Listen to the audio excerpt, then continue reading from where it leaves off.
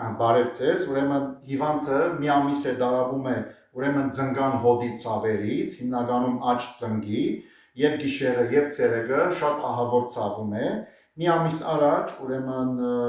գնացել է ներհոդային սրսկումներ արել, ընդ որում 2 անգամ սրսկվել է հենց հոդի մեջ, այստեղ,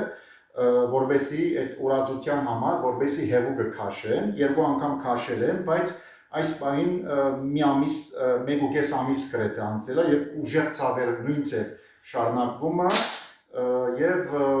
բավականին ուրացությունը նույն ձև շարունակվում է, ըստ երևույթին նորից է հեղուկ կուտակվել 2 սրսկումից հետո, այսօր մեզ է այցելել, մենք էլ հիմնականում, այսինքն զննում կատարեցինք, ստուգում կատարեցինք եւ նկատեցինք ահավոր արտահայտված շարժման սահմանափակում կա, դրա համար փայլով է քայլում, մի հատ կարող եք sense շարժել թեթև ցավում է, չէ՞, հիմնականում ցավում է,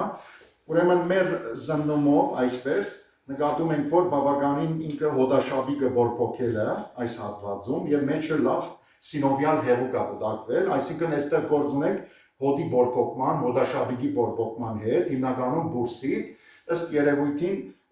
այստեղ քրոնիկ պրոցես է, այսինքն երկարատև բուրսիտ է, անպայման այստեղ եւ արթրիտ է, հոդի բորբոքում, ցավերը բավականին ուժեղ է, այդպես կներեք, այստեղ ուրեմն բուժում ենք նշանակել, անպայման 2 տեսակի սրսկում ենք արել, որպեսզի բորբոքումը ջնշենք հնարավորինս եւ անպայման քսուկներ ենք օգտագործում եւ անպայման սովորական ֆիզիոթերապևտիկ խորհուրդներ ենք տալիս դամ պայմաններում եւ ինչու՞ չէ նաեւ ֆիզիոթերապիա պրոցեդուրաներ անել պրոֆիլակտիկ, որովհետեւ արդյունքը ավելի լավ լինի, հիմնականում թոքեր, գարմիր լույս լազեր շատ լավ օգնում է, ֆիզիոթերապևտիկ պրոցեդուրաներ, ինչու՞ չէ նաեւ մագնիսը շատ լավ հագաբորբոքային եւ հագաայտուցային եւ հագացավային ազդեցություն ունի, որովհետեւ թեթևացնենք ցավերի եւ բորբոքումը եւ այդուցը, որի հետևանքով, ինչ որ առաջացել է, այսպես, եւ ինչու՞ չէ նաեւ ուլտրացայնը, որը շատ ինքը արդյունավետ է նման դեպքերի համար, որպես պրոֆիլակտիկ բուժում, իսկ որպես շտապ բուժում, այսինքն ինքը դեորայիկը արդեն կստանա, կսրսկվի եւ անպայման խորհուրդ ենք տալիս ինքը որ սառույց կիրառի, այսինքն սառույցով ինքը օրը մի քանի անգամ, այստեղ նշված է գրաֆիկը,